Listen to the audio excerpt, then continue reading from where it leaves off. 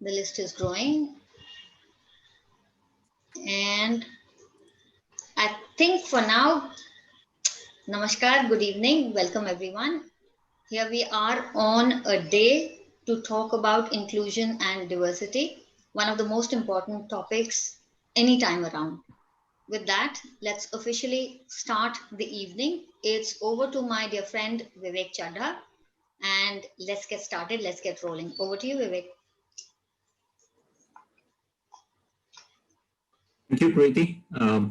Good evening, ladies and gentlemen. A very warm welcome to all of you today. It gives me immense pleasure to announce the next LinkedIn Local Online. The theme for today is inclusion and diversity. My name is Vivek Chadha, and I, along with Preeti Chaudhary, will be our host for today. We have a stellar panel lineup today, and I'm very happy to introduce them. We have with us Amit Chadha. He's the partner and CEO at KPMG Global Services, part of KPMG. He's based out of Gurgaon. We have Nandini Sarkar.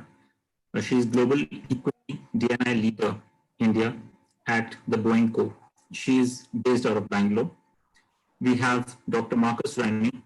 Marcus is GM, Thrive Global India. He's based out of Mumbai. We have with us Dr. Rupinder Kaur. She is a veteran, leadership coach, inclusion strategist, and researcher. She is based out of Gurgaon. We have with us Colonel Amit Verma. He is a veteran, military veteran, community talent strategist, design thinker, and change management expert. He is based out of Mumbai. We also have with us Chitrasen Sahu. He is a double amputee mountaineer, TEDx speaker, wheelchair basketball player, inclusion and disability rights activist. He is based out of Reboot. We have with us Celia Sandhya Daniels.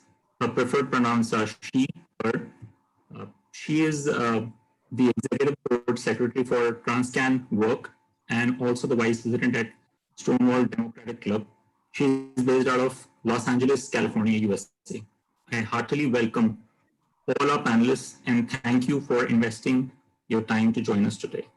I also thank all our audience for coming and participating in today's LinkedIn Local India Online and hope that you derive immense value from the same. For any questions, please keep them ready and put them in the Q&A box that you see at the bottom of your screens. So without much further ado, I request Preeti to introduce LinkedIn Local to all of us. Thank you. Thank you, Vivek. And once again, hello and good evening to everyone here, especially all the attendees for investing your time in us, talking to us, conversing with us, and giving us lots to think of this evening. Quickly to talk about LinkedIn Local India. It is a LinkedIn property, an online to offline meetup concept, wherein members who are connected to each other or not yet connected to each other meet to connect, communicate, and collaborate. With the unprecedented times we are living in for the past 6 months, all we have done is moved it virtually and online. So here we are for LinkedIn Local India Online Inclusion and Diversity Dialogue today with Vivek and me. I'm especially delighted to have such a stellar panel here who come with years and years of personal and professional experience with a topic which is very close to all of our hearts. And we are delighted to be having this conversation with a view to learn from each other and also to grow together.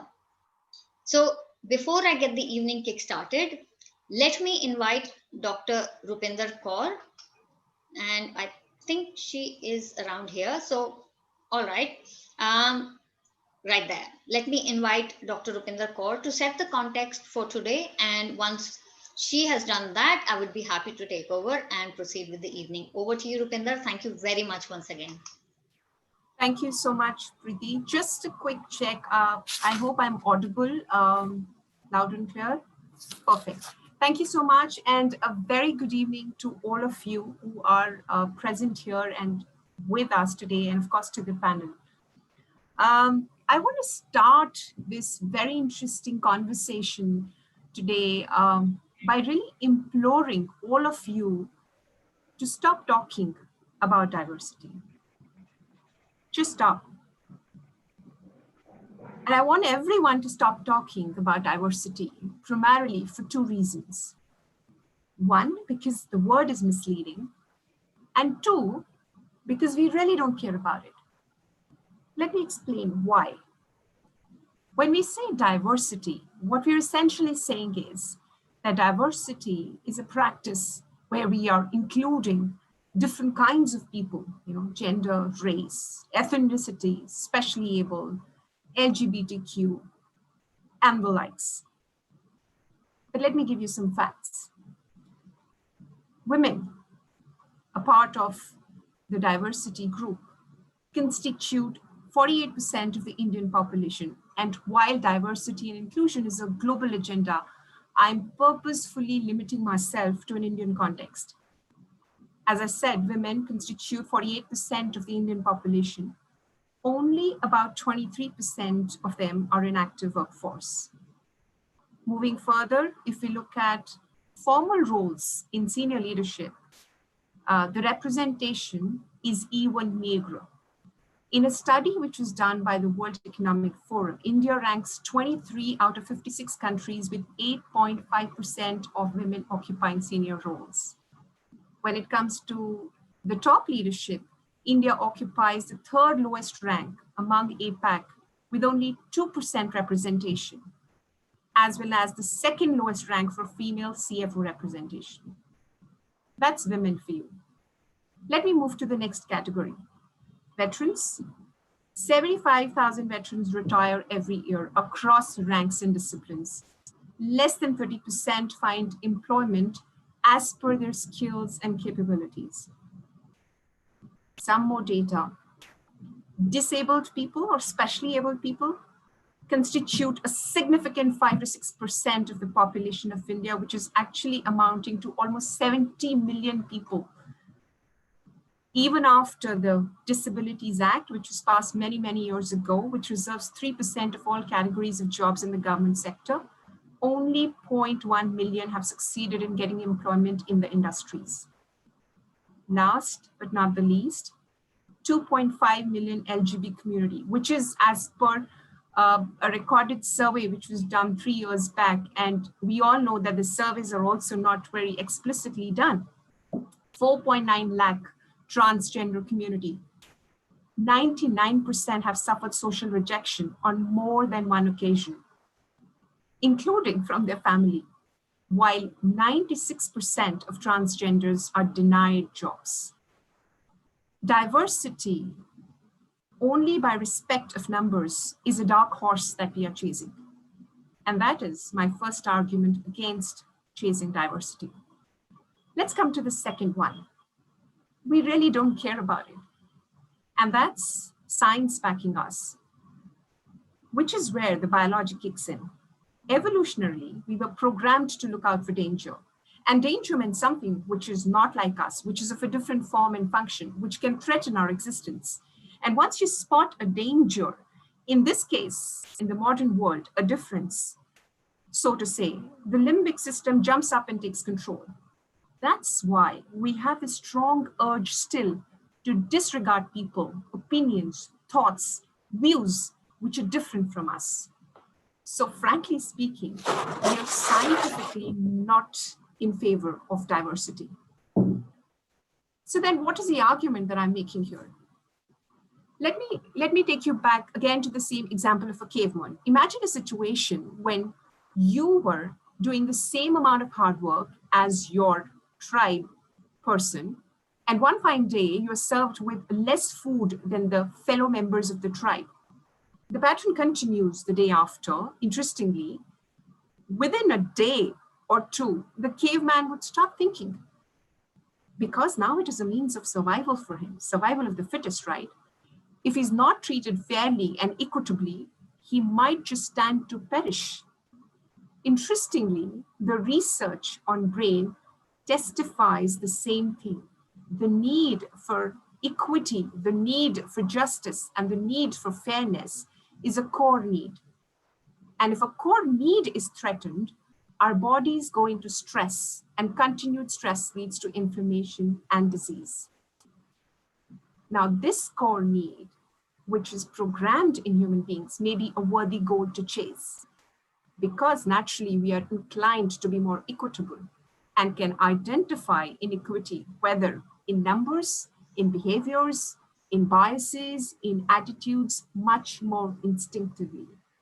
So the goal, I strongly propose, should not be diversity. The goal has to be equity and inclusiveness. We need to find and replace in our vocabulary the concept of diversity with equity. And that's where the fundamental shift of choosing D&I as a priority will shift from choosing D&I as a value system. You know, it may seem like a semantic question or a statement, but it isn't. And the difference is very, very critical and is also the key to making big changes happen. To make equality a reality, from the boardroom and the C-suite to frontline employees, organizations need to shift their thinking around values. Priorities can change at any time. Values do not. Values and beliefs drive culture and behaviors. And so that's why I've begun to understand, after about 20 years in the organized sector and about last 5 years of my research, that diversity is not the problem. It's the unconscious handling of diversity that creates the lack of fairness in the organization. It's not the fault of the diverse, non-dominant groups, nor is it the fault of the homogeneous dominant groups in power.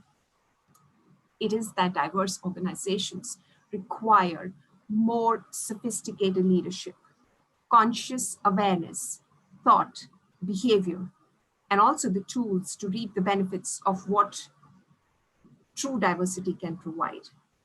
And the reality, therefore, is not that it is the society's biggest challenge. It is actually the society's biggest opportunity.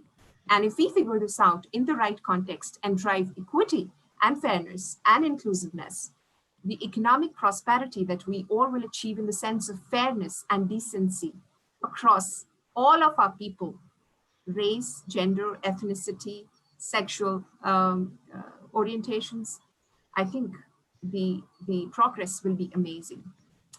So that's all from my side, Preeti. Over to you. Thank you very much for that thought-provoking context setting, Rupinder. Truly, truly inspiring in terms of all the numbers and the empirical data that you shared with us. Beautifully sets the tone for this evening.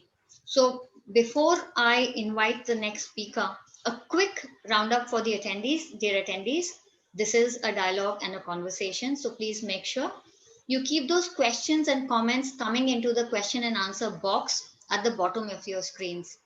We would like to take up as many live questions as we can today. So please help us. And as we're talking here, get those gray cells ticking and put down those questions and comments into that question box. With that, may I please invite Samir to share his views on the topic today. What does inclusion and diversity mean to you professionally, personally, and the rest of it? It's over to you, Samir. Thank you. Thanks, Preeti, and thank you, Rupinder, for that opening and some of those very telling statistics that you gave. And a good morning and a good afternoon, evening to all the attendees wherever you are joining in from. Thank you for taking all the time to attend. I'll give some, I guess, overarching comments on on how I view the topic of diversity and inclusion. And just to recap, I'm the CEO of KPMG Global Services. I've been working now for close to 3 decades. It makes me always feel very old when I say that, but in either case, that's how long I've been working. And ever since I've been in any role of seniority, I have stood very firmly behind this agenda, because I do believe that agendas such as this need to be driven from the top, primarily because I think in a corporate, the business of doing business can, overtake everybody's life. And sometimes agendas such as this go to the, the side of the business of your core organization. And that's why I think this is something that needs to be driven from the top, from the CEO, from the leadership team, and it needs to percolate down to the organization. Interestingly, throughout my career and in most literature, this whole topic is called diversity and inclusion. And in KPMG, it's called inclusion and diversity. And when I joined, I was thinking, I said, I wonder what is the play on words and why is it called inclusion and diversity as opposed to D&I? And in reality, my belief after so many years of dealing with the topic is that, actually speaking, diversity is fairly simple to drive. So diversity is at the end about driving a metric. It's about driving a outcome. It's about putting in place policies, frameworks, and so on and so forth, right? And that, frankly speaking, is not very difficult to do. Okay, so all of you have probably been reading about the fact that Zomato came out with a with a period leave policy, which got a lot of coverage in the press. And again, it's policies such as those, while some organizations take the lead in coming up with them, it's not very difficult to replicate a policy framework. Okay, and if you say that I want to drive a certain output, and I want to, as an example, in the whole realm of diversity, I want to drive, let's say, gender as an example, it's easy to move the needle on those numbers. Okay, relatively easy. But inclusion is a much more difficult thing to do, right? Because inclusion is all about mindsets and cultures, and intrinsically, how do you feel about the topic? And I think Rupinder spoke about this, and I think I'll build on that comment that ultimately inclusion is about, do you personally feel that you want to be in an environment which is diverse, you want to treat others equally, you want to have diverse opinions around your table, you want to hear what others want to say. In fact, sometimes I currently feel that in the current context, right, when I see some commentary around social media, it's like people only believe that their opinion is the opinion that matters, and nobody else's opinion is either important or worth listening to, right? And I think, therefore, inclusion is far, far more difficult to drive because it's about culture. And it's about how our deep-rooted beliefs are towards this topic. And that's why I feel inclusion is far more difficult to drive than diversity. In fact, one of the best quotes I've heard on this is that they say that diversity is being invited to the party, but inclusion is being asked to dance. And I think that that's a, it's a nice, simple way of explaining the difference between the two terms. And again, lots of literature on why you should do it, and the financial benefits of driving it. And I think, leave the financial benefits aside, there's enough research on that. But for me, fundamentally, there are 2 or 3 elements why I think it's important. One is it's a talent play, right? Ultimately speaking, you have to diversify your talent pool. And if you diversify your talent pool, your organization succeeds. And why would you want to limit yourself to a specific set of skills or individuals? So that's one. That's the fundamental thing in my head. The second is, it's the right thing to do. I'm sure all of us want to work, all of us want our families, our children, our spouses to work in companies which actually value you as an individual and value the fact that you feel that you can bring your whole self to work and not have to don a separate corporate personality from who you are in your real life, right? And I think to that extent, it's the right thing to do, whether or not it drives a lot of financial benefits or other things that corporates seek to do. And then the last thing is that I guess all our client bases, we all work in organizations which have clients are diverse. There is no reason for us then not to be diverse. And I do feel one thing for sure, that as with every endeavor in life, or at least with most endeavors in life, if you put effort behind something, the outcome usually follows, right? So if you put authentic effort behind trying to do something, I think the outcomes normally happen. And just as an example, in KPMG, if I was to take one attribute of diversity, which is, let's say, gender, right? While on an overall basis, we are at about 45% women and, the balance is men. But over the last, from 2016 to today, we track a metric, which is the number of managers and above in the organization. So in the last, from 2016 to today, whatever period that is, we have actually moved that metric by 50%. Okay. So now 50% is not a tick box exercise that is, happened by itself. And it's not happening because I'm driving it or my leadership team is driving it. It's happening because all the people in KPMG who are hiring managers, who are performance managers, believe it's the right thing to do, and they're trying to do the needle movement that is required. So I think getting that kind of movement is personally very gratifying for me, but I also think that it also shows that how important this agenda is for a number of people within the organization. So I think that's, I'll leave it at that, Preeti, in terms of my opening remarks, and back to you. Thank you so much for that, Samir. Again, very inspiring to see this right kind of approach top down, and that is something which is extremely important, because that drives the entire agenda. The alignment has to happen from the top and then percolate and permeate right through to the last man, the doorman or the security guard or the driver or anybody and everybody else that way. So thank you for that. And with that, the next speaker is an inspiration in himself. Here is my dear friend Chitrasen, and before I get to him, here is another quick reminder for the attendees again. Dear people, please put in those questions into the question and answer box because we would like to have a conversation with you at the end of this 35-minute mark or so. So please have them ready. Put them down clearly and concisely. If possible, please put in a name of a panelist as well that you would like it to be addressed to. And thank you for that in advance. So with that, here is my friend Chitrasen, who is an inspiration in himself. Over to him to talk about his stories, his experiences, and I think it's best if he tells us about himself in his own words. So over to you, Chitrasen, and thank you very much for being with us here today. Over to you. Yeah, thank you, ma'am. Hi, thank you very much for giving me opportunity today. Great insights given by Rupinder ma'am, Samir sir. It's a matter of great pride for me to invite you to talk about inclusion and diversity. So I will try to share my experience. I will try to share my views based on my experience and knowledge. Uh, I have felt that we are very uncomfortable in accepting whatever is different. Whether it is caste, color, religion, then we have a disability, LGBTQ, and LGBTQ, and women's empowerment. And the acceptance is missing everywhere. So I have seen two dimensions in my life, as I told in the icebreaking season, one before accident and other after accident.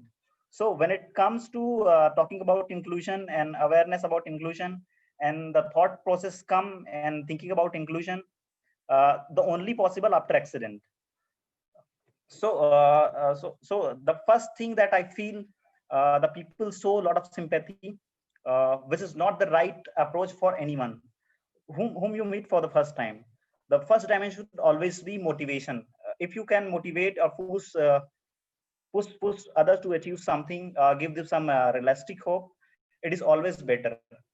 So when you meet someone who faces discrimination, who do not use word that leads to negativity or hurt someone.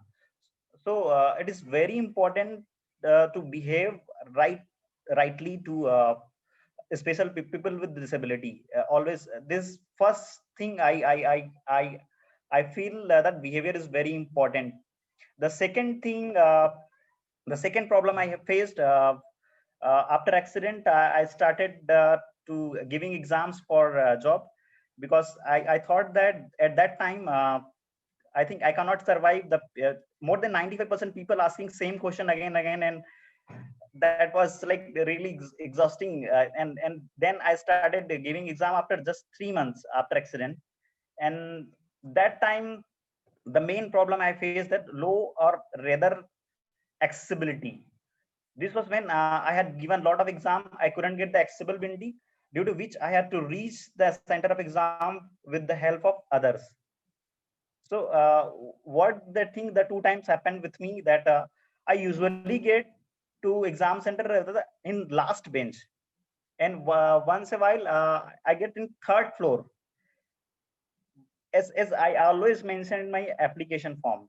So I can't express that feeling. Even once time, my wound is not healed, and thinking about that, like if you are sitting in last bench and wind blew, so the pain, I can't express the pain. So I had set my limitations that I could give, I could complete my exam in 1.5 hours. So I made my limitation at that time. So I completed my all exam in 1.5 hours. So that was the thing. And so we need to start thinking about accessibility. And when we talking about accessibility, freedom is must, uh, independence is not, but people don't think about health, because accessibility is related to health. Like I met many players and para athlete and a wheelchair user who don't intake proper water and don't take food, to just he don't want to go washroom frequently, because he didn't get the accessible accommodation and accessible, I think accessible cafes. So we need to work more on accessible building. The third thing I noticed after losing both limb, that people around me don't know about limb loss. What is the procedure one should adopt after being discharged from the hospital after amputation? So how to exercise, how to do physio, which type of prosthetic foods available in the market, how much the cost, and how far the technology gone. And And last but most important, the foot and prosthetic technology available in the market is not accessible to all, access to all. So still, even I'm in job with a good salary, but I can't purchase my second. Like there is a monopoly of P&Os. Like all prosthetic companies are very few, and they are huge costly. Like even I'm thinking purchase like a blade running leg. The one piece is around 4 lakhs.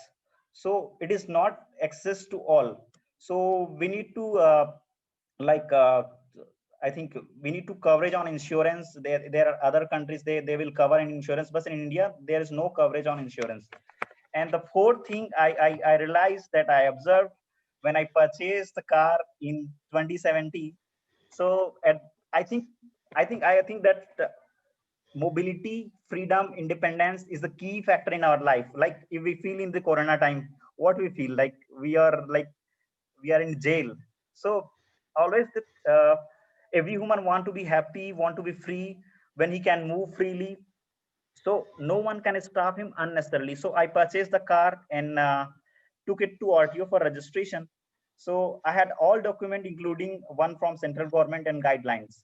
I thought I will get easily registered and get the driving rights, but it couldn't happen. So we tried talking to government around 2-3 months, but nothing happened. So we just want to argue that please inspect the vehicle and take my driving test, know my ability, then you decide. Just because fear of disability and possibilities of endangering public safety, you cannot deny someone else, someone to get driving rights.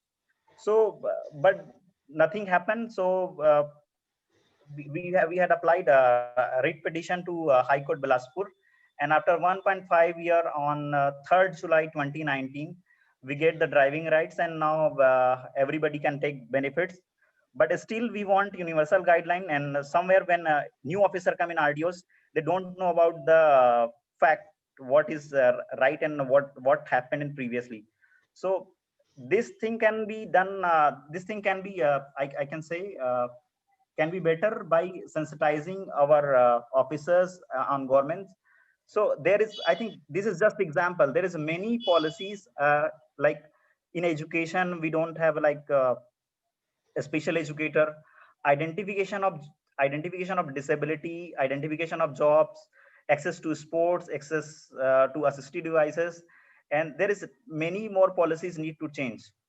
So another thing I realized after joining wheelchair basketball team, it is very inclusive game because all the rules related to normal basketball. So I just promoted wheelchair basketball, and so I realized that I had to interact with many people. Sorry, I get call. Yeah, you're back on. You're back on. Yeah. Yes. So I think I select the sports and mountaineering for as a medium to promote inclusion. So I interact with many para athletes.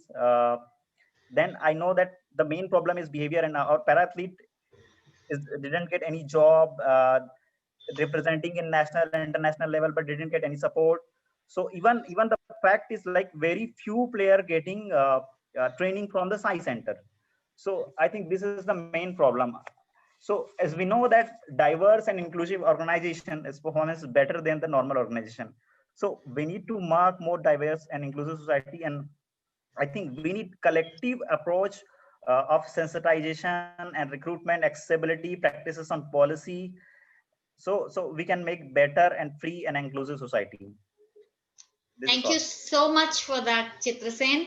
And quickly to put things in perspective here for everybody around today, um, Chitrasen is a double amputee, as is already said in his bio.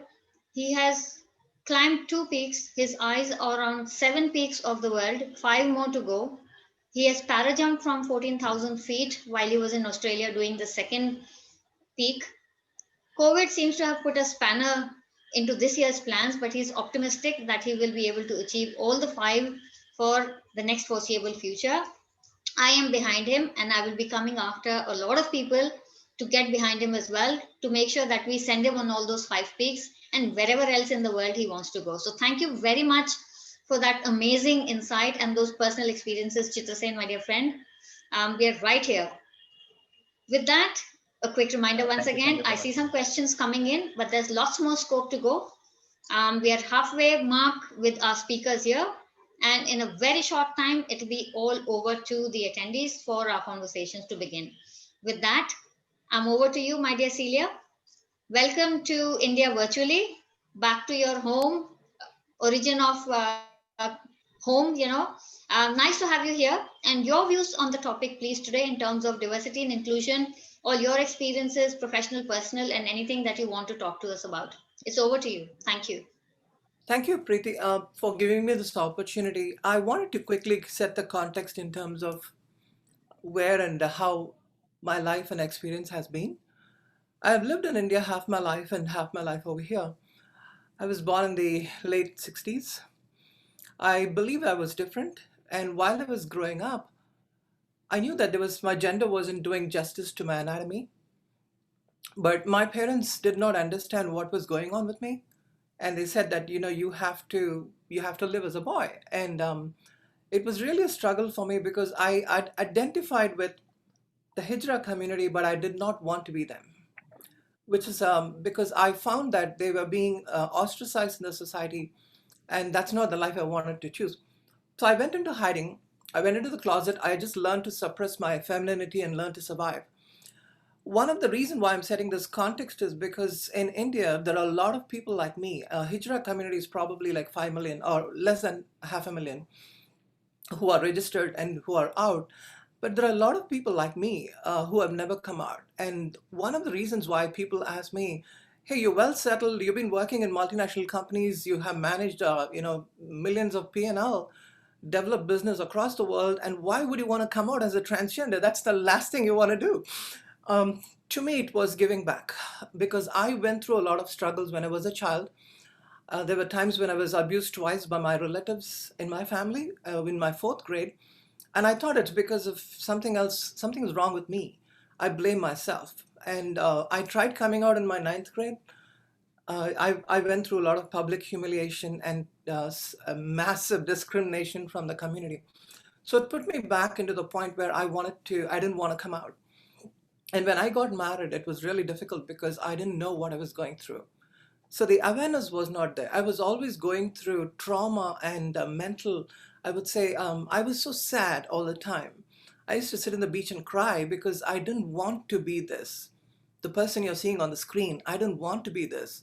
I just wanted to have a normal life. But I couldn't.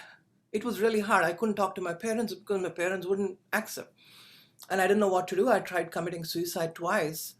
And I was so scared. I was afraid to live. I was afraid to die. It was at a point where I didn't know what was going on with my life. How do I change it? And I thought if I get married, things will be okay. I got married to a beautiful girl in India. And, just 1 year was great. And then I came to this country, to US. I moved to US in New York. I was working for Dun & Bradstreet at the time. And I wasn't sure about what was going on in my life. And suddenly after 1 year after marriage, it started coming back. And when I spoke to my wife and I told her, hey, sweetie, I got a problem. She said, you can't do this. I didn't marry you for this one. And here I was trying to tell them the truth, but nobody would listen. Because these truths, these voices need to be heard. And I was so scared. And I spoke to the psychiatrist and they told me that I was gay. And I said, no, I'm not interested in men. That doesn't make me gay. But they did not understand what I was going through. That is, now I know it's gender dysphoria, but at the time it wasn't. I have worked in Indian Institute of Science. I've worked on human genome research projects. Here's a fun fact. When you are even within the intellectual crowd, the diversity or inclusion doesn't come there because I was so scared even to come out in the most advanced institute in the country. And I was working in these projects and I thought to myself, if I come out, I'll get bullied, I might get beaten, discriminated. I don't want to come out. It was a shame. But these voices in India have not been heard because a lot what you see in the media is all about transgender community. It's mostly the Hijra community, which is more traditional. But I can talk about a lot of the non-traditional people like me in India who have not come out. They're invisible. And it's not about inclusion, but they're already in your office. They're working in your office among you. They have not come out. It's not about going to the community and getting them included. They're already integrated in your organization. You just have to give an opportunity and a safe space for them to express who they are. I don't think companies are ready, even in this country, in US. Unfortunately, if you look at the corporate equality index given by HRC, companies are being pink-washed with 100% diversity. But as soon as the June month is over, it's gone. The retention is very, very low. There's a lot of attrition in the company after they have been hired. The transgender folks, when you join a company, you work for a couple of months, they are not trained well. They don't know how to manage, or they don't know how to deal with a colleague. They go through unconscious bias, they go through conscious bias. And one of the reasons why I came out was I was working in a great job. I made a lot of money. I was working in these multinational companies, company after company, and I was a senior partner, and I don't have to come out. My life was great. I had a beautiful wife. I had an amazing daughter. And my daughter, the fun thing is this, my daughter accepted me in 25 minutes. My wife took 17 years to accept me. And now today, both of them are my best allies.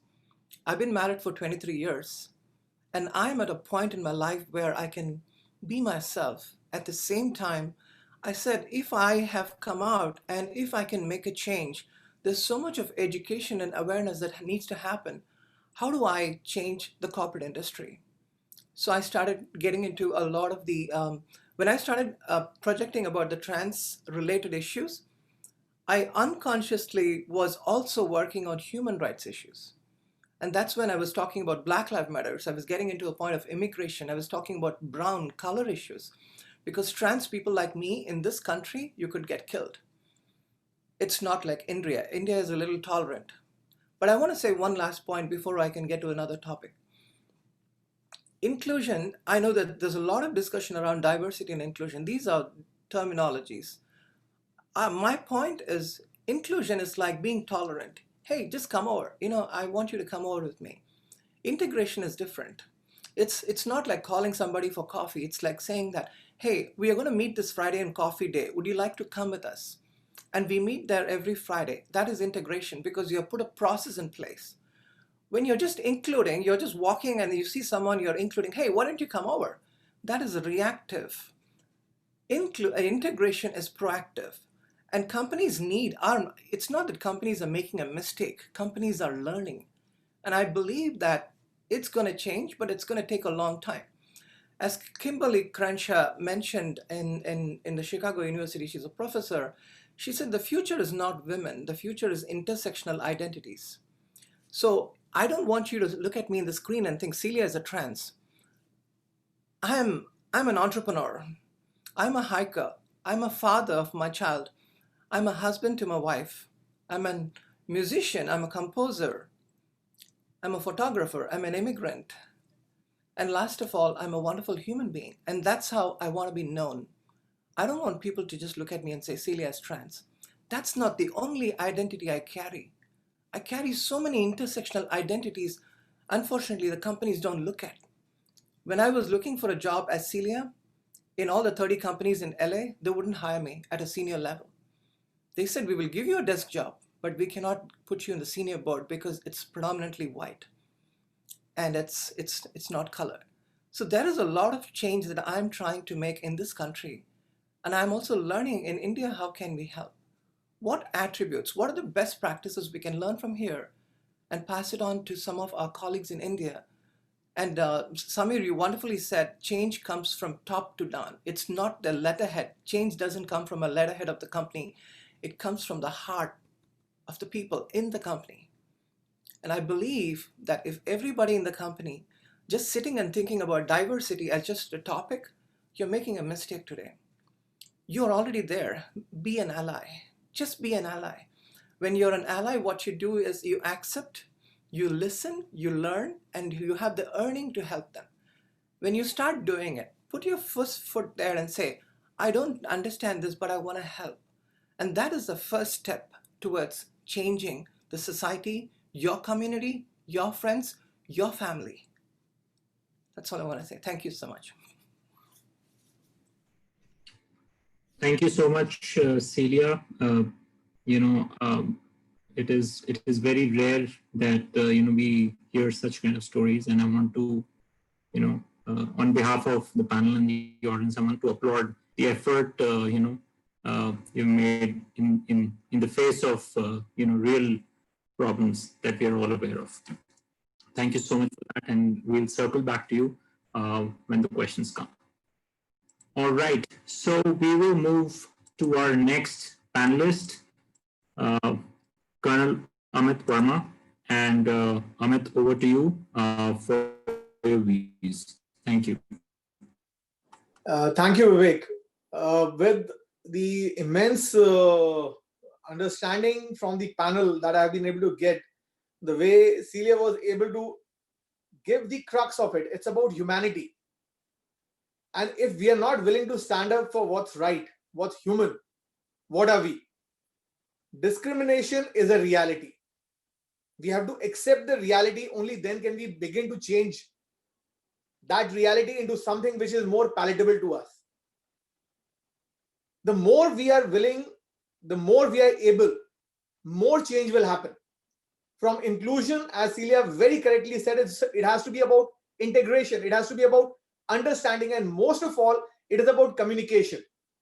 If we cannot sit at the same table and talk to people because of race, because of color, religion, the type of food we eat, the type of dress we wear, our sexual orientation, our gender issues, I think that's the problem. We have to accept that there is a scope for change. It's not about creating some sort of a benefit here. It's about creating a level playing field. Nobody's asking for anything special. Everybody has their own way of dealing with their own hardships. What Chitrasen said was the way he has dealt with life. And as an army person, I can identify with the struggle that he has been through. Because if somebody has to suffer something which is not common to everyone, that is a disadvantage. Any disability can be a disadvantage. It's only the way we react to it.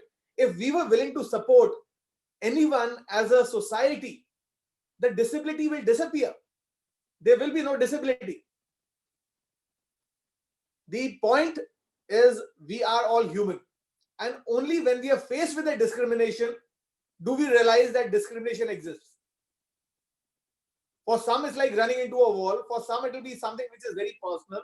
Some are able to talk about it. Some are not able to talk about it. I have seen it with age. There was a casual ageism, which I saw a very senior writer on LinkedIn just say very simply, 40 के बाद तो उनसे flower भी smell नहीं किया जाता है. I could not understand what was the issue, but that was casual because क्या फर्क पड़ता है? It's acceptable in the society. Now that's not the point. Nazis wanted to kill everyone who did not identify with their understanding of culture and race. Discrimination is just the same because you're killing somebody's dreams, and that is murder. Back to you, Vivek. Thank you so much, Amit, for those honest opinions, as always. We will move on to our next panelist. I would invite Nandini to come and share her views. Thank you, Vivek. And I was intensely listening to all my fellow esteemed panelists. I want to start off with this statement that inclusion is a journey. Diversity is multidimensional, and there is no two thoughts about it. So when we talk about multidimension, we also, from an organizational perspective, we observe that diversity is all about a measure, a metric, and representation, be it underrepresented or minority. Now, having said that, we also say that diversity is run when there is leadership accountability. But is that enough?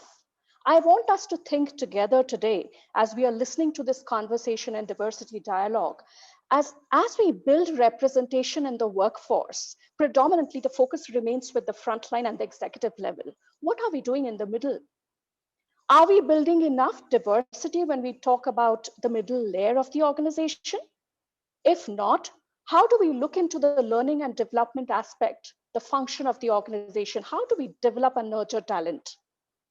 Now, if we are not able to get that specific critical impact group in our workforce, then we are also missing on building a very solid succession pipeline.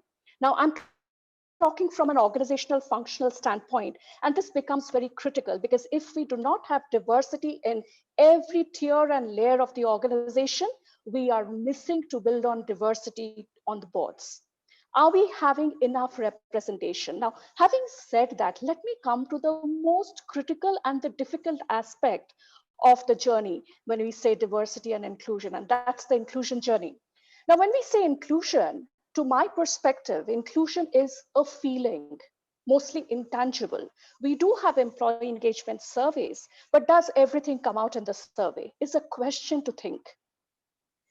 Now, coming to the questionnaire that is put in the employee engagement surveys, are there enough questions that rattles the mind and revolves around the pivot of inclusion? That's again a point to think.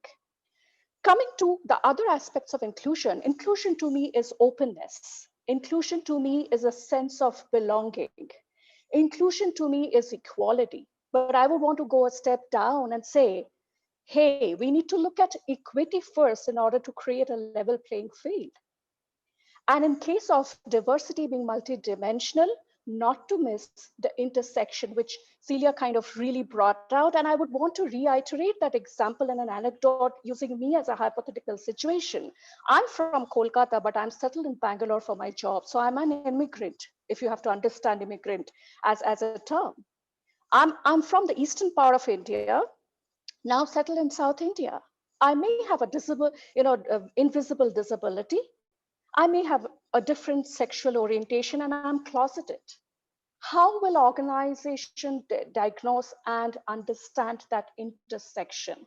So let us not have a very myopic view of what diversity is and just try and bifurcate diversity as gender, generation, veteran, people with disability, say different sexual orientation. There is also something called culture.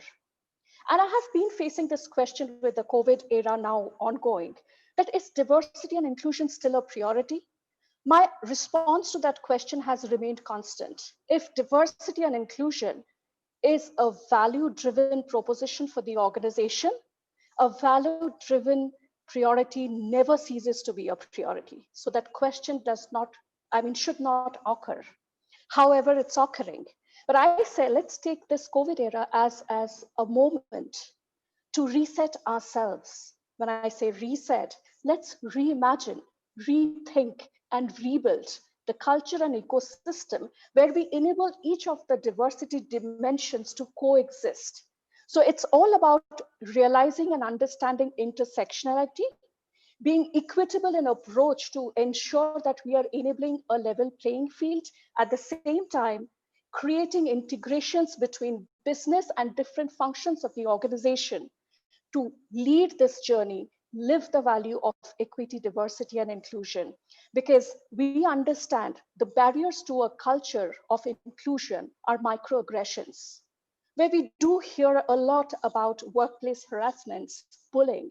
How are we enabling those diagnostic tools and sense in the mind of each one of us? Because we understand it's a top-down approach. However, inclusion has to be owned by me, I, and us together. We all need to be in together to drive the journey of inclusion. So with that, I would just want to say that with the leaders, in order to inculcate a sense of belonging, communicating and visibly embracing the commitment to multivarious forms of diversity is a must. Because you need to show your commitment and be a role model, not a champion. Because if you're a role model, remember, people are watching you. So let us be leaders in our own spaces. You don't need to be a designated leader, but be a leader in your own space and drive inclusion. Over to you, Preeti. Thank you very much for those amazing insights, Nandini. Absolutely brilliant gems of wisdom. And I'm sure there will be a lot for people, the attendees, to think about as we are moving slowly towards the end of this panel, wherein we would be taking those live questions. So here is your opportunity once again, people. You have heard 6 people so far.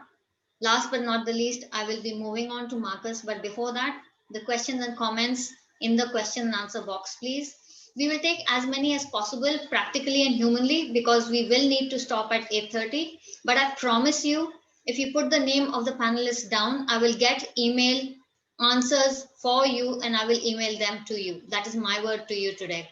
So please pardon us if we can't take them all, but you will get your queries answered. So thank you once again, Nandini, for that. And with that, I move on to our dear friend Marcus. Good evening, Marcus. Thank you for being here today. And I know you work for an amazingly empowered lady called Ariana Huffington, and I'm sure you've seen a lot of stuff going on around when you've been at NASA and at London and Royal Air Force and so on and so forth. So over to you, please, for your views on the topic today. Thank you. Thank you for having me, Preeti.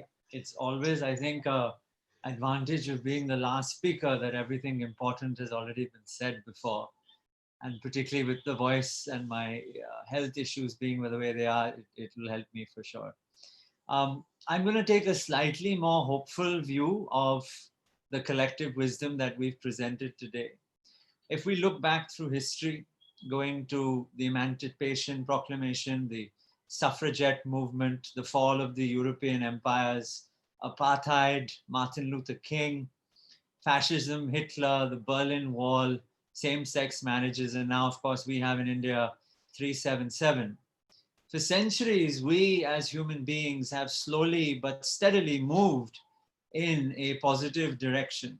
Now, I know we have a long way to go, and the activities in the US around the Black Lives Matter movement sort of showcases that for us. But my observation as I was thinking about this, this topic was that we have always been outward looking, whether it's race or creed or gender or sexuality. We have up until now been very much focused on the physical attributes that differentiate each of us. There are aspects, however, which one needs to begin to look inward. And I know a lot of the panelists have sort of inferred to that conversation. But what I would like to encourage our viewers to think about is sort of widening their perspective of what diversity and inclusion means in the workplace and also at home and in our society as a whole. And how inclusive are we really being towards mental health? Samir very nicely put it, diversity is the ballroom and inclusion is whether you ask someone to dance. I was going to say it's the restaurant and whether you are invited to dinner. But the same metaphor is how open are we to listen and bring people, integrate them into the conversation. Even before the COVID-19 crisis happened in India, we know that 1 in 7 Indians suffered from mental health disorders. 60 million people are diagnosed with depression. As per the WHO in India alone, we are officially the most depressed country. We have almost an equal number of people living with stress and anxiety as well. The work that I've done over the last few years in India, very much focused on stress, has revealed that roughly 80% of our workforce was stressed even before COVID-19 began, and we know how much bigger that's become as well. In the lockdown over the last 4 months, I have done 75 programs for almost 20,000 employees in 50 companies, where we've just been talking about mental health, the uncertainty that the world has thrown at us, and just how ill-equipped we all are, both at a personal level, at a team level, and at an organizational level as well. And therefore, if the single biggest challenge that we are facing globally now is that around employee engagement and experience, principally linked to their state of mental health and the various uncertainties which have come through in this world, then how much more important it is for us to really think about what does inclusion around mental health and well-being therefore really stand for, particularly in the years to come, particularly in the processes that we need to build. Becoming a parent for the first time, losing a family member through to COVID, mismanaging a client's expectations, taking over as a new manager and having to deal with the team for the first time. These are all just some of the examples that are part and parcel of our growth that we see in our own lives, but they are also faced with putting us beyond our comfort levels, and they are also attracted towards building a little bit of distress in our lives. So therefore, when people feel socially excluded, it is also impacting their intelligence, their cognition, their logic, their memory, their teamwork, their performance. Everyone knows that, all the leaders on this call and those listening in as well. So my proposition, therefore, in closing, is that the one thing that I've taken away from this period of COVID-19 is the critical need for all of us to actually start looking inwards. For too long, we've been living with a global mindset and trying to look outwards. And we've almost ignored that inner wisdom that resides in all of us. So it's time to look inwards. It's vital to put mental health as a priority. It's time we expanded, therefore, our horizons of what inclusion means. Thank you. Over to Thank you. Thank you very much for that, Marcus. Amazing insights as always. Again, in terms of culled out from all these last 5 or 6 months, and you have been a frontline warrior. So thank you very much for that. Doing some tremendous amount of work into the slums and so on. So thank you, and please do take good care of yourself while you're doing that. With that, attendees, we have heard everybody. I'm sure there is a lot to digest and lots to internalize. Certainly there is for me. And I think it is time now when we put all of this together and then head on to the live question and answer. So it's over to Rupinder for a quick summary of broadly what we have spoken about today, so that it gives some food for thoughts for the attendees here, and then the floor is open. We would start the live question and answers. Over to you, Rupinder. Thank you. Thank you so much, Preeti, and thank you, everyone. I think each one of you here brought a very unique and a very personal and a very relevant food for thought to the overall umbrella of the dialogue that we wanted to initiate today. So thank you so much for that. What I'm going to do quickly in the next 2 minutes is really catch some of the very important, concrete, and practical insights that we took away from each one of you for the audience to really start thinking, acting, and building on those thoughts. I do hear, and I completely resonate with Samir when he said that it needs to start, the whole conversation, the whole dialogue, the whole process of this piece needs to start from the top. And taking Nandini's point from there, the top leadership not only needs to champion the cause, but also needs to role model it, live it on a day-to-day basis. And because that's where people are seeing you, hearing you, and taking those behaviors to workplaces and living those behaviors as values for themselves. I love the idea when Samir said that, you need, inclusiveness is also about bringing the whole self to the workplace and not really trying to don a role here. You're somebody else at the workplace and you're somebody else at home. So how do you really break those barriers to ensure that you bring your whole selves to workplaces? And taking the entire approach from an organizational perspective, from an outside-in approach, from looking at the numbers and then trying to drive to really starting from the individual, which Marcus said, and how do you change the narrative from an outside-in to an inside-out approach, where you start with the individual, then take to the teams, and then maybe build it to an organizational perspective. So that's another food for thought for all of us here. Brilliantly articulated by Chitrasen when he said that people need to be more empathetic with regards to people for disability. It's not only, giving lip service, it's also actually identifying with the emotions of the person and then moving from sympathy to empathy, and not really supporting them again by numbers, but really going that extra mile and see what is the need, what is the requirement, and accordingly aligning the processes, the policies, and the behaviors of the entire employee set to include, to make disabled people or specially able people really feel inclusive in the workplaces.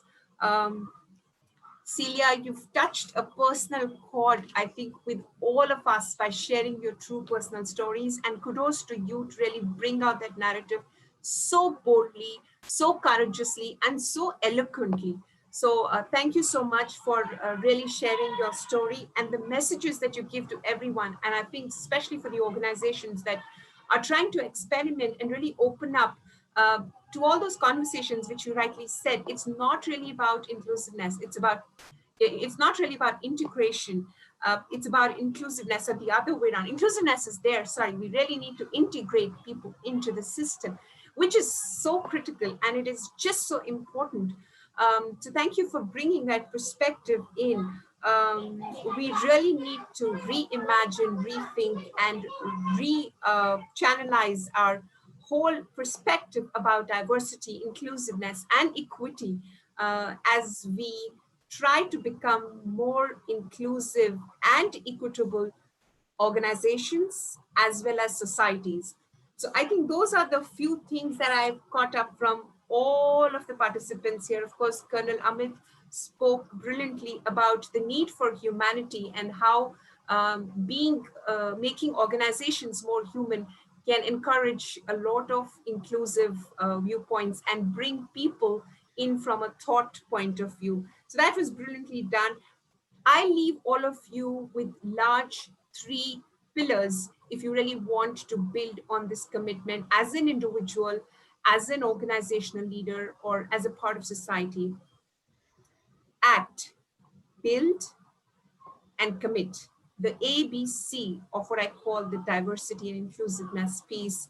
Act, start with yourself, be a leader in this space, encourage open thoughts and points of view, talk to somebody who is not like you, encourage their point of view consciously to ensure that you become more inclusive, as a human being. Build, ensure that you try and build it in your society, in your workplaces, even if it's not coming from the top leadership. Try and see how you can spread the message across. Start by having small conversations and then scale it up. And lastly, commit to it by promoting flexibility around policies and processes to ensure that it becomes a long-term sustainable initiative and not just a one-off conversation. So thank you so much, Preeti. Brilliantly put together, my dear. Thank you so much for that. And I think it is a lot to think about and internalize. With those thoughts, I think the floor is now open. So one last time, dear attendees, we will take as many questions as we can. If we cannot, then we will get you emailed answers and I will take responsibility for that. With that, I'm handing over the baton to Vivek to start the proceedings of the live Q&A, and we will share the responsibility for the rest of the time between us. It's over to you, my dear Vivek. Thank you, Preeti. All yours. All right, so we will start with the Q&A, and very encouraging to see so many questions right here. All right, so we will start with the first question. This question, I will take this question to Sameer. I will take this question to Sameer. Yes.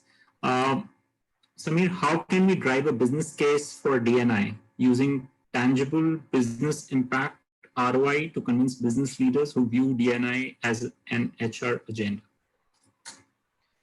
So again, I said in my opening remarks that there is enough and more research on how, Fortune 500 companies which have, more women on the board and more women CEOs, their returns over a period of time are better.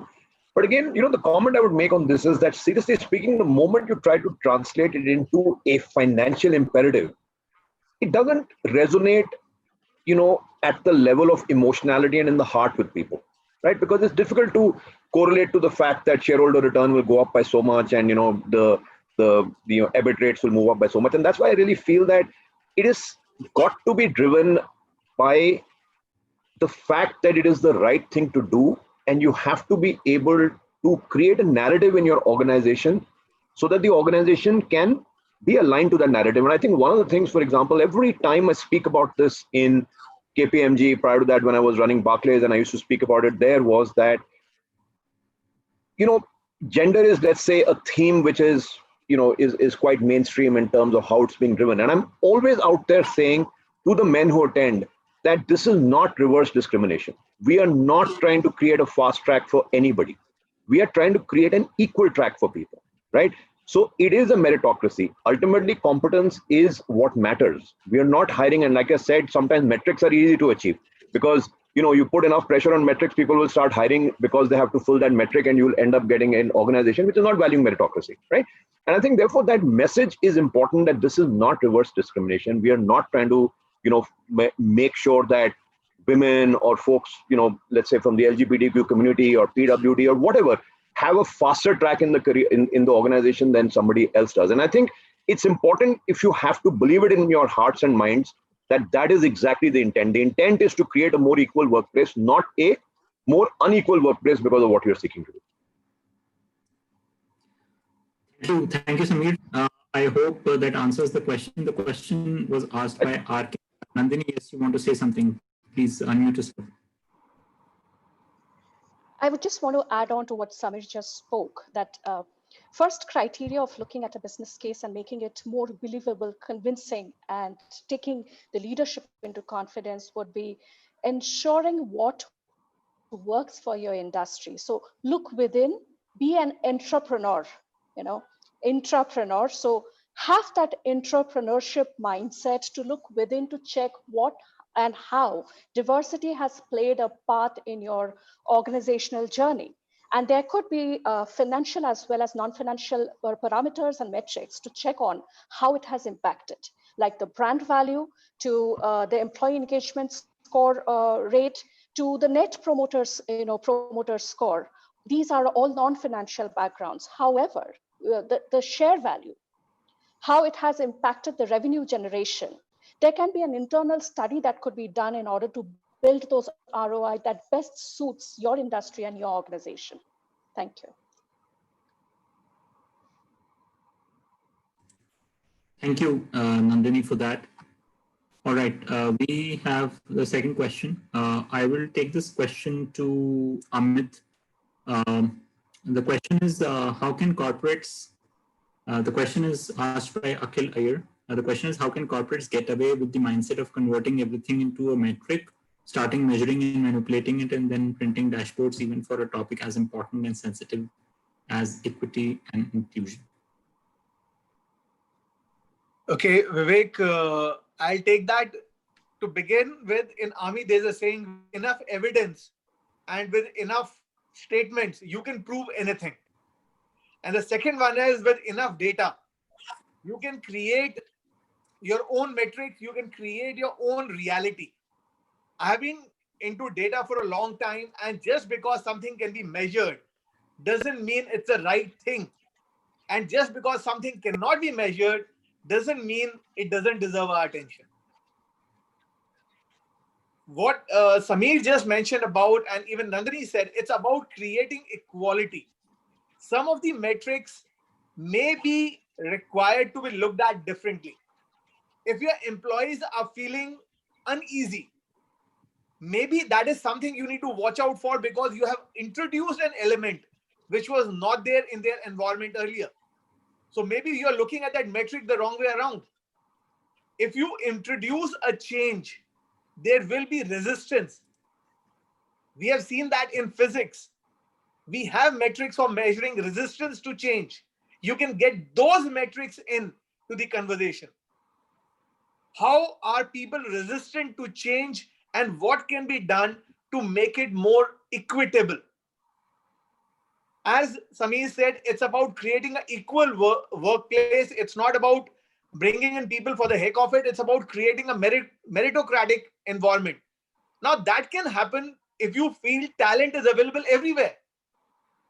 I'll give you a specific example. I had a man who was standing on duty when he was shot by a sniper. The bullet went through his wrist. It hit his chest, where luckily he was wearing a bulletproof with an AK-47 magazine. And the bullet got lodged over there and did not penetrate his heart.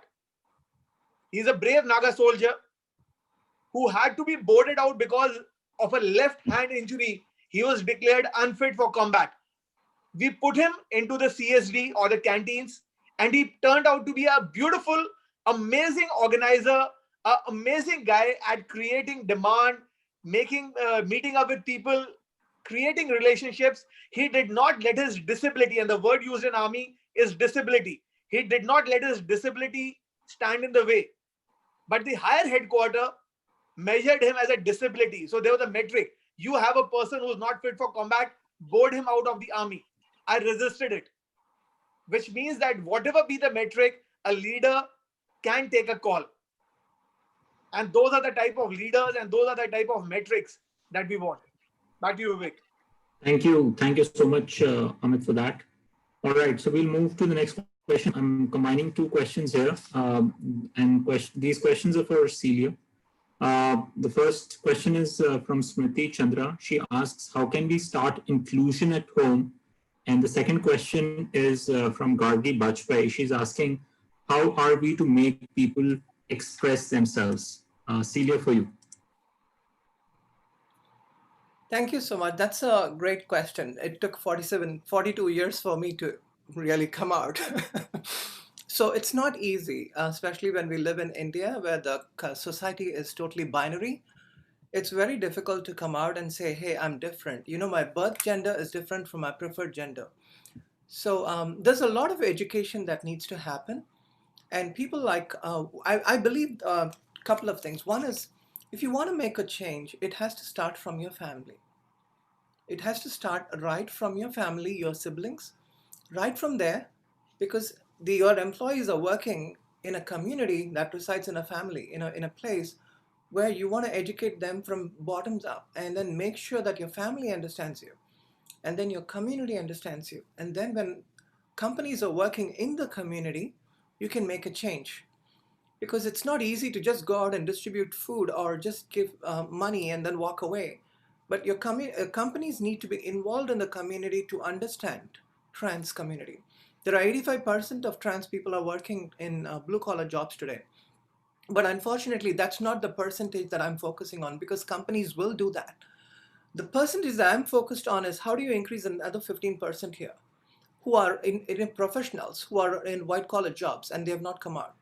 So expressing is really hard. When you create the culture in a company where you believe that people can express themselves, then it'll be easier. So that's one thing. Another thing that Nandini was talking about is, what does a company's ultimate goal is? Think about it, right? What do the CEOs want? They want productivity. They want to empower their employees to make sure that they're working in a good environment to drive productivity in the company and to increase the value of the company. It's very important, and you have to keep that goal in mind. It's not about what you all want to do too. So for instance, when I was in a biotech company, I was in the panel. This company was doing some research for osteoporosis. Then I sat in the panel and I was explaining to them, have you thought about trans men? And they said, oh, trans men. Oh, actually trans men, birth gender has been women, right? They can still go through osteoporosis. Wow, we never thought about it. So there are times when you can give ideas for clinical trials. And I was sitting there and giving them strategy, and they were looking at me like, how on earth you know all this? I was literally coming out in that company while I was giving them strategy. And that is the day I literally came out to one of my clients. It's a $27 billion biotech here in Southern California. I have come out in these companies and not just like, telling my story, but also telling them the value of coming out. The CEOs need to understand the value of the trans people. It's not just about you, but the creativity, the productivity that you bring in, not just the equity, but also the professionalism that you bring into the office environment is so important. So how do you express yourselves? In various ways. I'll ask the same question. How do you express yourself in a company? You just be yourself. You just try to be good. You want to be best. That's exactly what the trans people need to do. There is no easy way out. I'm successful today, it's only because I quit all those big firms because I felt like I can be more free in my own way.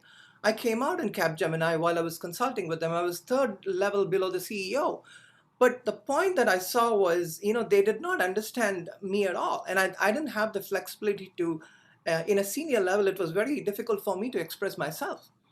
And I found that even after I came out, even the LGBTQ community within Capgemini did not understand me. They said, hey, Celia, can you come in a sari tomorrow? I'm like, dude, that's not what this is about. This is not Halloween. This is my life.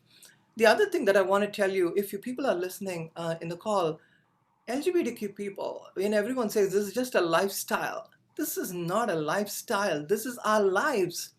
Stop using the word lifestyle. And people use that very, casually. And I've told them that this is my life. This is not a style. So when companies need understand the purpose of it, I think that'll be really, really helpful. Workplace bias has to be reduced. And as I mentioned earlier, being an ally is really important. Even if you don't understand the community, just step up and say that, I know you're different. I want to listen to you.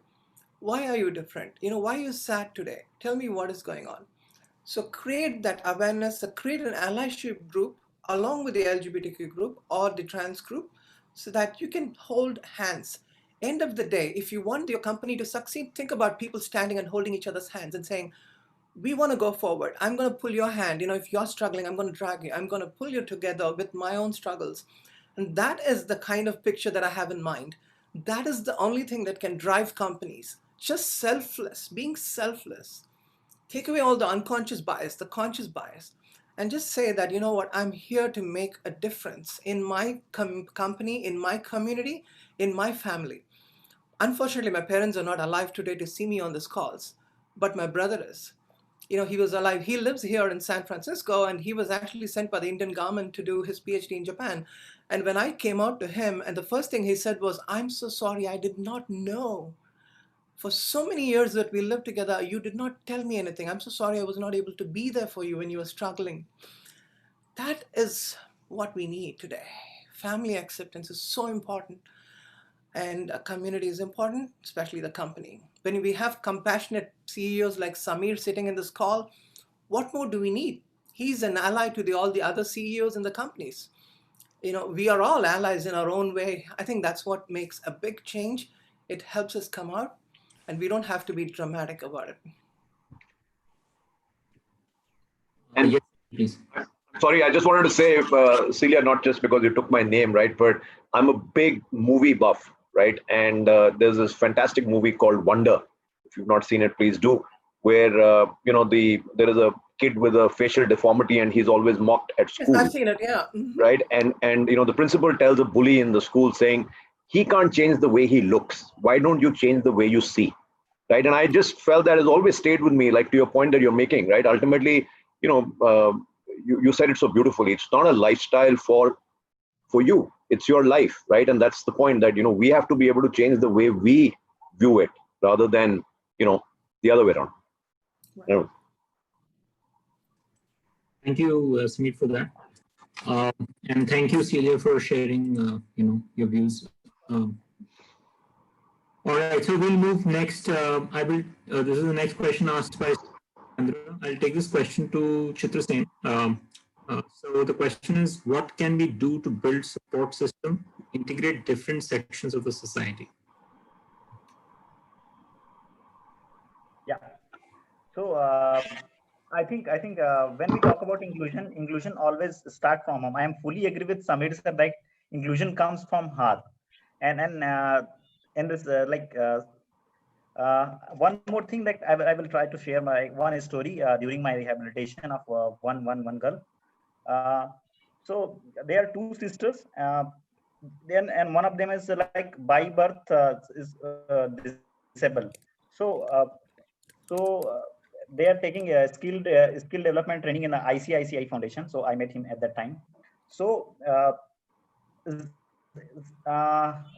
his dad never talked to till date now, and one day he passed away. He never loved him. He never talked to till his life end. And imagine that what what would she have gone through in whole life, and what she will think in future. So he was she was in full of depression in even rehabilitation. So I think that always inclusion always start from home, inclusion always from self participation. Self participation is must, because every diversity is a very diverse experience. I think, and disability have a very I think 7 to 21 now in India, like disability categorized from 7 to 21. So every disability is unique, every disability needs a need. So person with disability has unique insights about disability. So everyone's need is different. So participation in policy making, participation in creating awareness, participation in sharing knowledge about disability, sharing views about disability, sharing understanding about disability. So self participation and participation of home, participation of friends is must for making inclusive society, I think. So when it comes to organization, that recruitment is must, but I think recruitment not enough for inclusive. So as Samir sir said, the inclusion comes from heart. So after recruitment, we need to work on accommodation accessibility, so that everyone can comes easy, and that we have to work a lot on research, so that everyone should know about disability, everyone should know about the diversity and inclusion.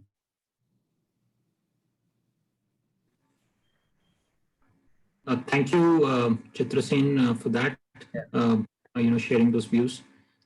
So over to Preeti to take on the next set of questions.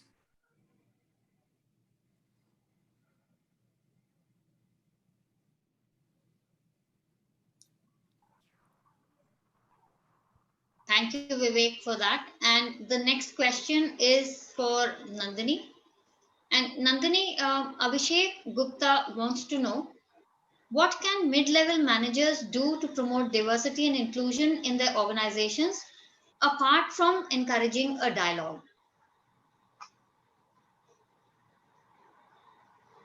Fantastic question. I guess it all starts with dialogue. Nandini? However, dialogue requires two parties. Yes. Can you hear me? Yes, you're coming and going. Maybe if you can start again, please. Am I audible now? Yes, absolutely. Thank you. Am I audible now? Okay. Yes, Thank you you so are. much. So I was saying that, okay. So I was saying it all starts with a dialogue, and dialogue requires two parties. But I would say take a step back, be self-aware of the differences that exists around you. Do a good research and study on the workforce that you lead, and also understand the workforce that is in the environment in terms of being in other business units and functions. So once that is done, you would exactly know what are those gaps identified vis-a-vis what are those interventions to be met in order to embrace diversity, because diversity is in nature. Inclusion is a mindset that needs to be nurtured. So once I understand there's diversity, the differences that are there, the multivariate forms of diversity and multi-dimensions, not forgetting that there will be in intersections, and being mindful of that, because that's something we understand there may be, but we choose not to look. So look for diversity dimensions, look for intersections, do a study of the workforce that you lead vis-a-vis the organizational workforce base and the collective culture that it brings, to see what needs to be done in terms of nurturing a talent, because talent is owned by business, career is owned by the talent themselves. But as managers, as enablers of development and learning, we need to ensure that we are giving enough equitable opportunities to create that field for diversity nurture. So embrace diversity and promote inclusion. Hear out different perspectives. Don't go by conformist. And if you're looking at a score, if you're looking at a metrics, always keep an eye for those metric scores which lie in the borderline, that is the neutral You will have 5 parameters: strongly agree, agree, neutral, disagree, and strongly disagree. Strongly disagree and disagree are definite focus, but that comes very less in numbers. Look at the neutral aspect. Why are people neutral in giving certain scores to certain questions in your survey? Also look at the strong ones and do a comparative analysis to understand why they strongly agree versus neutral. Focus on neutral, you will get many answers to the things that you need to fix in the environment. You don't need to fix people because you hired them for the talent and skill they bring. You need to fix the system. And it's not the system, also the systemic approach to the processes that touches an employee life cycle.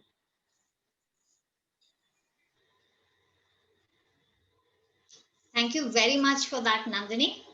The next question is for Samir. And Samir, this is from Vivek Kalia for you. He says D&I or IND both are important concepts to drive, but does it supersede meritocracy? Shouldn't meritocracy be the driving factor? Over to you, Samir. I think I already answered that question, that the fundamental thing has to be meritocracy. That has to be the base of why you are driving certain decisions. In fact, I just answered a question which said that, interestingly, it said a lot of IND heads are women, and is that not reverse discrimination? And my point of that is that, again, the same thing. Hopefully the right person is getting the role, and not because the person is is a female versus a male or any other attribute. So I think absolutely competence has to be the key. That has to be the foundation. Thank you very much for that, Samir. Nandini would like to add something, please. Yeah, it's just an addition to what Samir just spoke. So basically, meritocracy, it is meritocracy, and through meritocracy, you can address the need for fairness and equity in the organization. Because if it's not fair, meritocracy, we are doing some discrimination, and discrimination has no grounds at workplace. And also, when it goes to hiring, let us keep our hiring managers and the recruiters sensitized to the cause of reaching out to potential talent in the marketplace and saying, most of them say it's a diversity role, so we are into diversity hiring. I guess that needs a change. We are all here on equal platform for our skills and talents that we bring in, and let's respect that. Thank you. Sure. Thank you so much for that, Nandini. The next question is open. Please. Just go ahead, please. So I'm a firm believer in the concept of meritocracy. Just want to add a little bit here in terms of the term meritocracy also has to be viewed in not in absolute terms, but I think in relative terms. And why I say that is because no two people will have the same background, experiences, education for them to be evaluated per se on exactly the same goal. So I'm not saying that you discriminate as far as the deliverables and outcomes are concerned. What I'm only trying to say is you discount for the past behaviors, experiences, and other qualities that the person may bring on the table to be qualified for being, equitable or meritocratic in comparison. So that's all that I wanted to say. Thank you. Thank you for that, Rupinder. And for the next question, it's over to Marcus, and I will come to Celia after this. Kapil Arora wants to know, Marcus, what are the top 3 D&I initiatives that you have seen that have made tangible difference, that have been, in your eyes, have been carried around in several corporates? So basically, any 3 tangible programs you've seen that have made a big difference to this whole D&I piece in corporates, in your experience?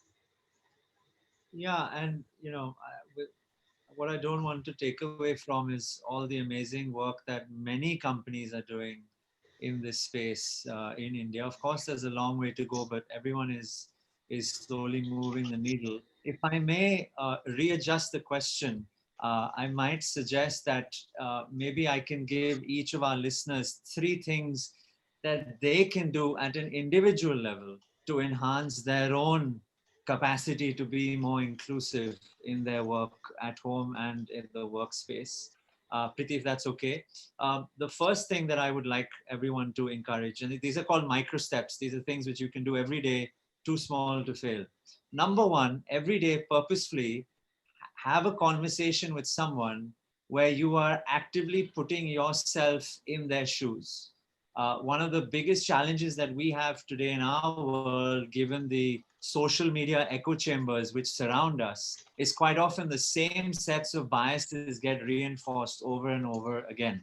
We don't have that much of an opportunity to challenge our mindsets.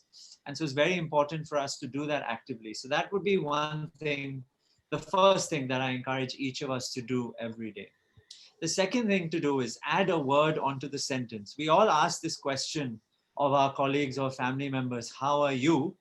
And quite often that is responded to with a blanket or standard, I'm well, I'm fine, etc., etc. What I want people to do is add this word really after this. How are you really? You will be amazed in terms of how much open and how much broader your likely response will be just by adding in this one extra word. And the last thing that I encourage us each to do is to express more gratitude in our lives and at work. Gratitude, the center, the sort of right temporoparietal lobe in which it's expressed in, is very different to where negativity resides. And our brains physically cannot have neuronal energy going to both. So you actually reroute energy, you create a positive framework around your work and your life. And actually it enhances not the other person to whom you are giving gratitude to, you are actually enhancing yourself and you feel better for that process. That's not often appreciated in the neuroscience of gratitude. So these are three things, Preeti, that I would encourage our listeners to do rather than think about the big. I like to start at the small. Very, very pertinent, and thank you so much for that. Celia, I'm coming over to you now very briefly. Any three initiatives that you have put to good use for some tangible difference in any of the organizations in your past? Over to you. Yeah, absolutely. So what I did was, I was mentioning to you earlier, while I was working with the trans issues, I became a civil rights activist. You know, anybody who is involved with the community, when you start with one cause, we kind of diverge into so many causes and we work towards it. So I was working with Trans Latino Coalition on one of the policies level. How can we make recommendations about the trans employees to the California state? So I had an opportunity to, you know, I have my business experience. So I sat down and in a whiteboard, I just drew an ecosystem around the transgender community, how the person, when they're young, they go to college, then they have workplace, then they have faith places where, you know, you go to your temple, you know, transgender people are being rejected there. Like me, if I go to the church, people will be, oh, who is this? And then you have a church, then you have immigration policies. When trans people are arrested in the prison, how do you handle that? Trans people are looking for housing, how do you handle that? Trans people are looking for healthcare, how do you handle that? So I put a big ecosystem around a transgender person, almost like a centric person, and say, how do we solve this problem? So the California state took that, one of my initiatives, and they formed it as a framework. I was really happy because, you know, I never thought I would come this far. You know, I was probably thinking of dying or something. And here I am I'm 51 years now, and I feel so honored that I could actually change something that I really believed in. So that's one of the changes that I brought in. And then second thing is I have joined an organization called Trans Can Work. So in this organization, we are, so this is finding all the trans people across the country, blue collar, white collar jobs, and then we are trying to find them the right fitment. So what I do also is train the employers and also the job seekers and train them to such a way that we can get them jobs, and also train them to make sure the employees are retaining these positions. It's not that they just join and 3 months after that they leave, right? It happened in Trivandrum. They hired all the trans employees in the railway, and then a lot of them left because the society is still not changed. So training and awareness is something that is so important, and I started focusing on it. The third thing is I started focusing on younger generation. So that is really important. My daughter, she's 20 years old now. When I came out to her, she was 15 years old. The funny thing was my wife said she may not understand what you're going through. So I told her my story, and the reason I said she understood me in 25 minutes is younger hearts are, they are nurtured and they're ready to accept, they're ready to change.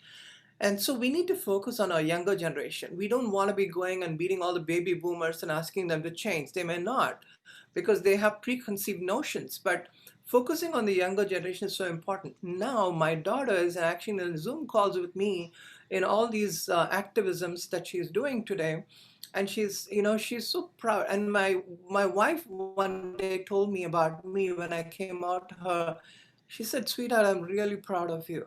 And I cannot ask for more, in my life." And my daughter said, "Dad, I'm so proud of you." And I told her, "I will always be a dad. I'm not going to be a mom.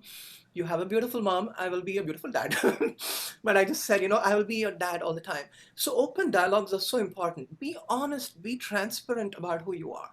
So the things that I've done is, one is policy changes, second is jobs, third is younger generation. So these are the three things I've done. And I've done even more: gun lobby, I have done immigration policies, fighting for Latino kids. So I don't just stand and fight for trans rights. I'm actually standing up for Black Lives Matters along with my friends. And one thing I told in my community, and I've become a community activist, and HRC gave me an award last year, which was, I felt very humbled.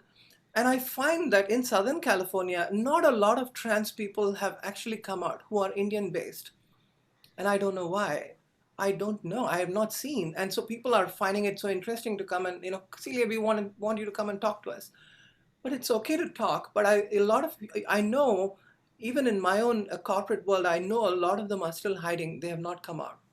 So but the more and more when the companies are open, the more and more employees and the senior management is very strong about policies, training, and awareness, that will cause that amount of conscience going down, percolating down to the middle and the lower management.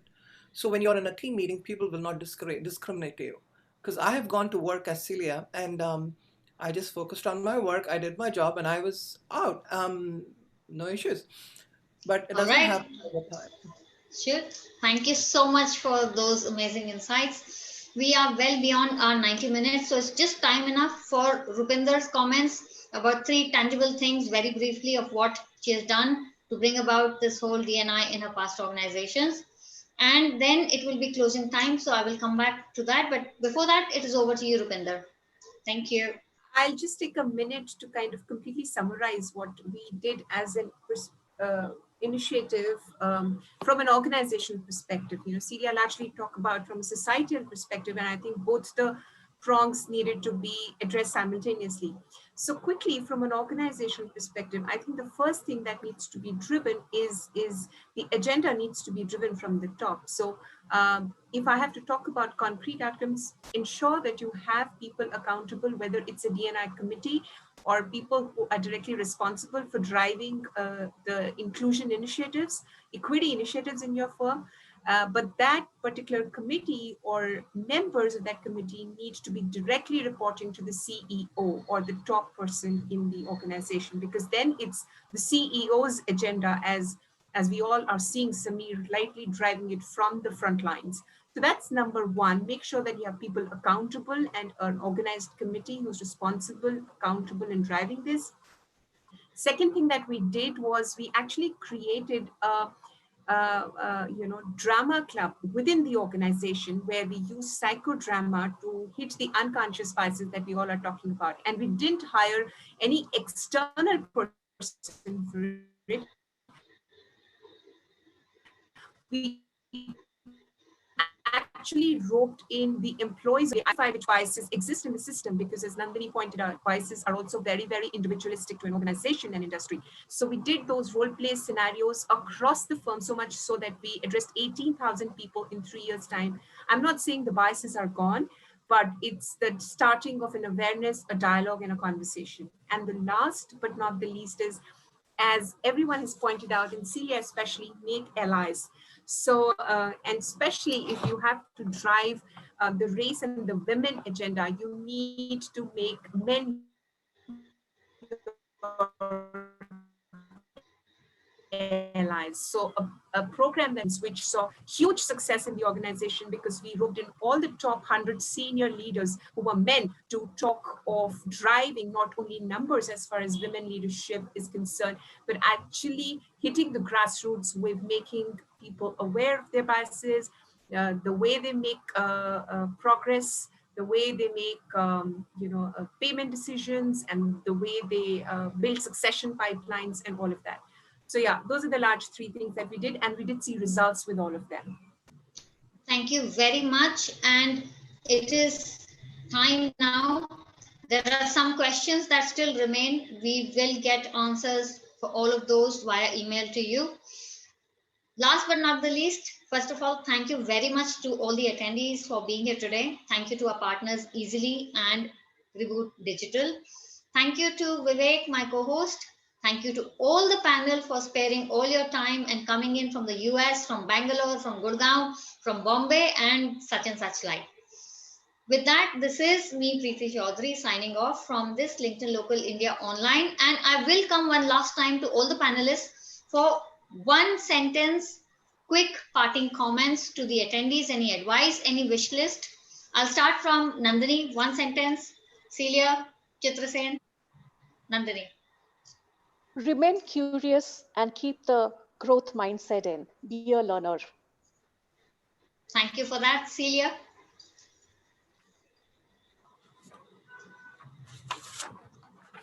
All of us have values, so we need to value people with the values that they have. Okay, thank you. Chitrasen. Chitrasen, unmute yourself, please. Yeah. We are all human. We are all unique. We all just want to chance to feel valued and respect for who we are, and all differences to be embraced as strength. That's it. Thank you for that. Over to you, Amit, my dear friend. Just don't be friendly. Be a friend. Be an ally. Be a wonder. Thank you. Marcus, it's all yours. The world's a very hopeful place. So let's not worry about just looking externally and start to look inward from now. Thank you very much. Last but not the least, it's over to you, Sameer. I would just say that, if everybody can do their own bit in their own sphere of influence, right, I think it can propagate into a much bigger thing. It's not easy for just the top leadership to drive an agenda. It has to be driven bottoms up as well. Thank you. Rupinder? So for me, it has always been about thought. So I will say, let's all start thinking independently together. Thank you for that. Vivek?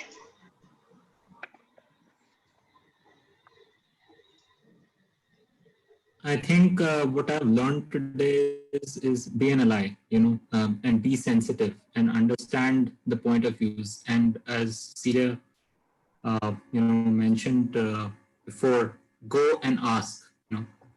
Just be there and understand. If there is a problem, go and ask. Thank you for that, Vivek. And from me, it is keep your heart and mind and soul open. Everything else will follow. So with that, from all the panelists and everybody else here, it is thank you very much. Take very good care, attendees. We are moving on to an internal thing. This webinar is officially over. See you next time. Please keep an eye out on several posts coming out on LinkedIn in terms of the future endeavors. See you around there. Thank you very much. Take good care.